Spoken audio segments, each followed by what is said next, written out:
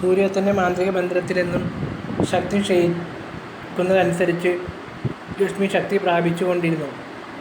കുഞ്ഞിരാമനെ ബന്ധിച്ചു കൊണ്ട് പോയത് കണ്ട് അതീവ കോപാകുലയായിരിക്കുകയായിരുന്നു അവൾ.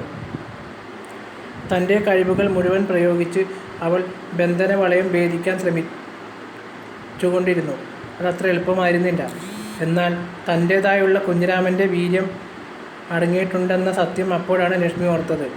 മഹാസിദ്ധി നേടിയ കുഞ്ഞിരാമൻ്റെ വീര്യത്തെ ഉണർത്താനായാൽ ബന്ധനം തകർക്കാമെന്ന് അവൾ കണക്കുകൂട്ടി. പക്ഷേ ബന്ധനം തകർക്കുന്നതോടെ കുഞ്ഞിരാമനിൽ നിന്ന് കിട്ടിയ വീര്യത്തിൻ്റെ ശക്തികളില്ലാതാകും.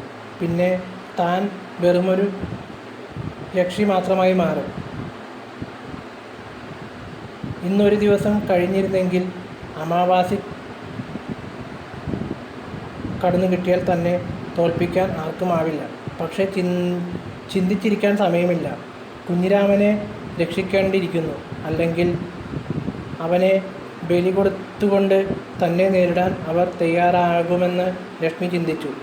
അവൾ മറ്റൊന്നും ചിന്തിക്കാതെ മനസ്സ് ഏകാഗ്രമാക്കി ശക്തിയെ പതിയെ പുറത്തേക്ക് പ്രവഹിക്കാൻ ശ്രമിച്ചു. ആ നിമിഷം സ്വർണ്ണവലത്തിൽ ആ രൂപം തിളങ്ങാൻ തുടങ്ങി.